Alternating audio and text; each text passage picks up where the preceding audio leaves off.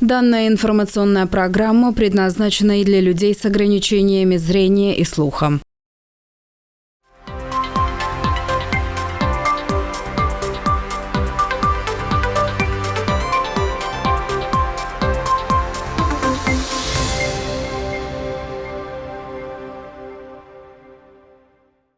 Здравствуйте! В эфире новости на канале АТВ. В студии Елена Янак. Основные новости на сегодня. В лицее имени Николая Третьякова в муниципии Камрад состоялся обряд освящения внутренних помещений. Власти Гагаузии должны будут возмещать НДС предпринимателям из местного бюджета. Около 6500 человек были отобраны для участия в бесплатных курсах по изучению румынского языка.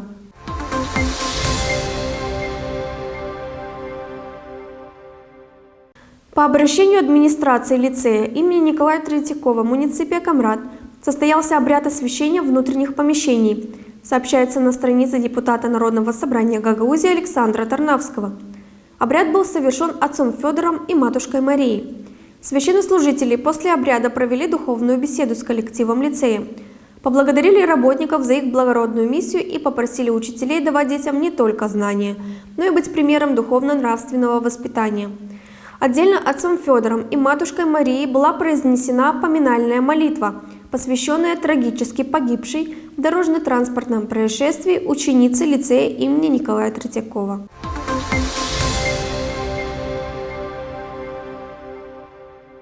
Власти Гагаузии должны будут возмещать НДС предпринимателям из местного бюджета, а не из государственного, как это было раньше.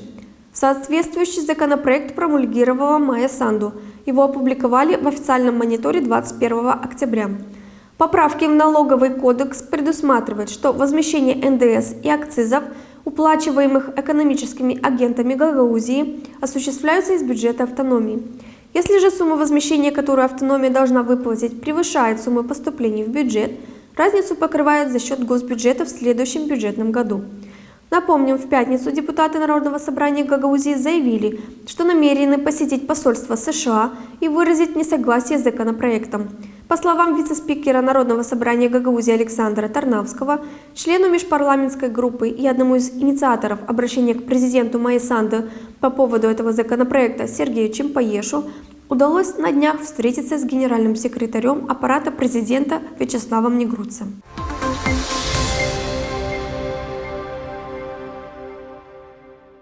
Около 6500 человек были отобраны для участия в бесплатных курсах, предлагаемых в рамках национальной программы изучения румынского языка, осуществляемой Министерством образования и исследований. Программа предназначена для взрослых, желающих изучить румынский язык. Первый этап обучения прошел с 3 июля по 17 сентября и включил около 2500 бенефициаров. Для второго этапа, который пройдет с 25 сентября по 3 декабря, было отобрано 4000 человек.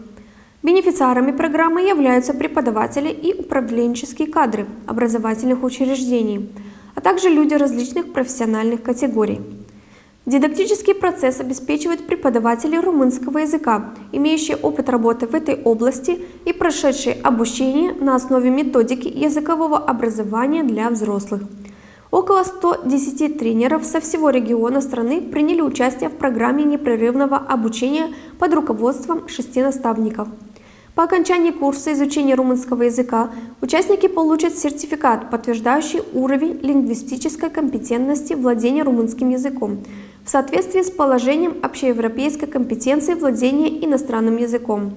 Национальная программа по изучению румынского языка была одобрена правительством и будет осуществляться в течение 23-25 годов.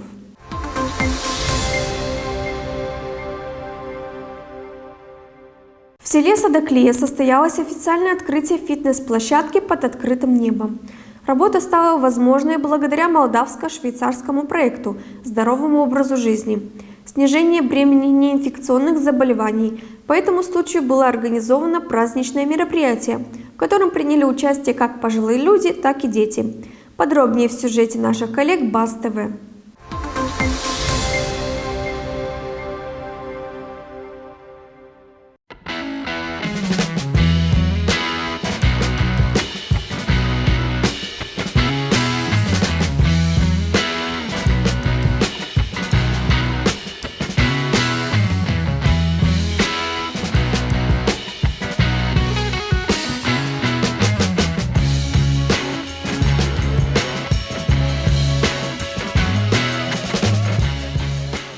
sănătatea este la bază. Deci sănătatea noastră depinde de activitatea noastră zilnică și într-adevăr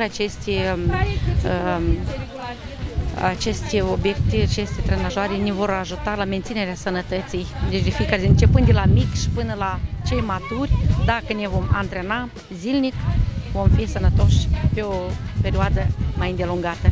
E tare foarte bine pentru și noi în vârstă, ca să ne facem o lecuțică sportul ăsta, să mai împrăștiem sărurile. Pleacă mai bolesc cu scenarea, că atât avem, cu piar de spate, ceva să ieșie. Femeile din Sadaklia vor deveni mai sportive, iar bărbații vor avea o musculatură mai antrenată.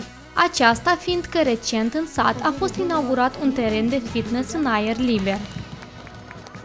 Pentru populația generală, ne străduim să prevenim bolile, ca populația să cunoască factorii de risc și să fie cât mai informată pentru ca să evite factorii respectivi și să aibă o sănătate mai bună. Și noi am venit cu un suport, iată, pentru a construi respectiv terenuri sau în afară, deci terenuri în aer liber, sau, de exemplu, niște locuri de a practica sportul în încăpere. Deci totul a depins de ceea ce și-au dorit propriu-zis, atât cetățenii propriu-zis împreună cu administrația publică locală, dar și cu societatea civilă. Construcția acestui teren de sport a fost posibil grație suportului financiar din partea proiectului Moldo-Elvețian, Viață Sănătoasă, reducerea poverii bolilor netransmisibile. Echipa proiectului în ani buni de activitate în Moldova a acumulat o experiență vastă în promovarea modului sănătos de viață și alfabetizare în sănătate, dedicat pacienților cu boli cronice pentru a efectua o schimbare de comportament și a se îngriji de sănătatea lor. Bolile netransmisibile sunt astăzi povara cea mai mare pentru sistemul de sănătate, fiindcă ele constituie până la mai mult de 2/3 din toată povara bolilor, iar dacă vorbim ca cauză de deces, 88% din toate decesele sunt condiționate de bolile netransmisibile. Ponderea cea mai mare o au bolile cardiovasculare, cancerul, bolile digestive, respiratorii, diabetul. În ciuda faptului că în cadrul proiectului au fost instalate echipamente de exerciții fizice pentru persoanele în etate, copiii sunt și ei bucuroși de apariția acestora în sat.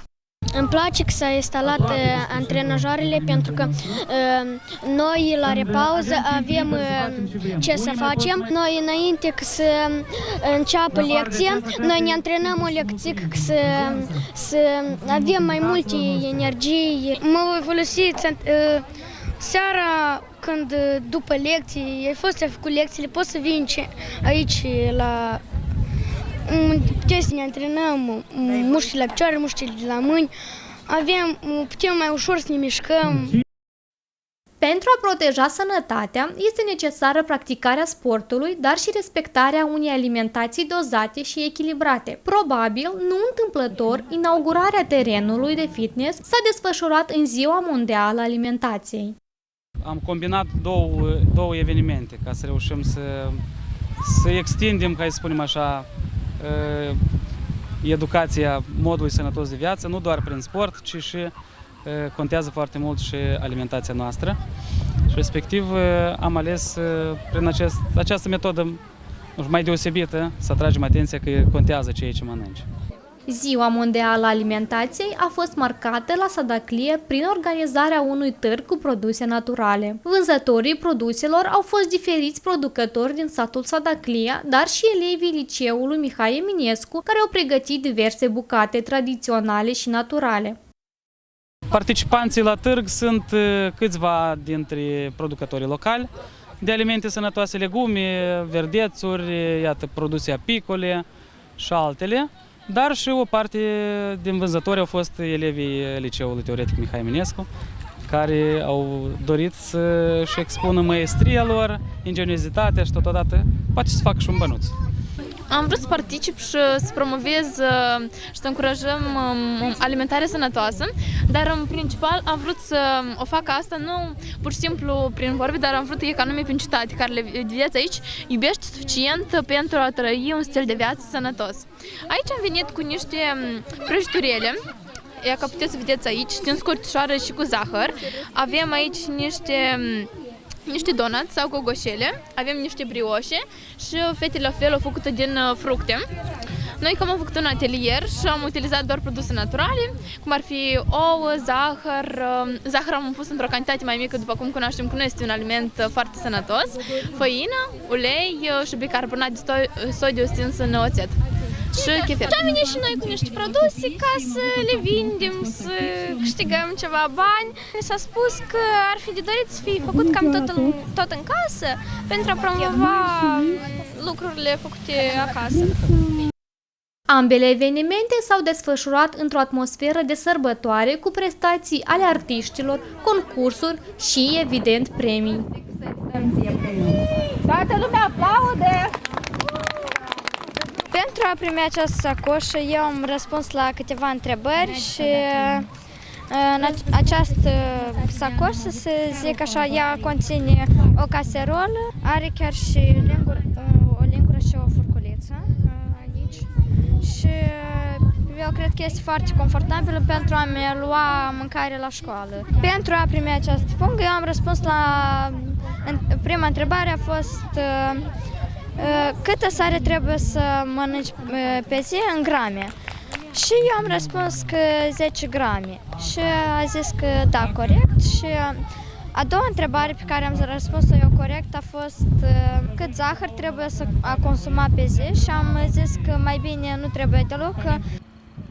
Satul Sadaclie este beneficiar al proiectului moldo-elvețian Viață Sănătoasă, care își propune reducerea poverii bolilor netransmisibile, finanțat de Agenția Elvețiană pentru Dezvoltare și Cooperare și implementat de Institutul Elvețian Tropical și de Sănătate Publică. Suma investiției în terenul de fitness a constituit circa 100.000 de lei.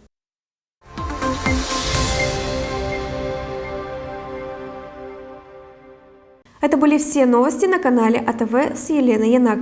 Оставайтесь вместе с нами, подписывайтесь на наши социальные сети. До скорых встреч!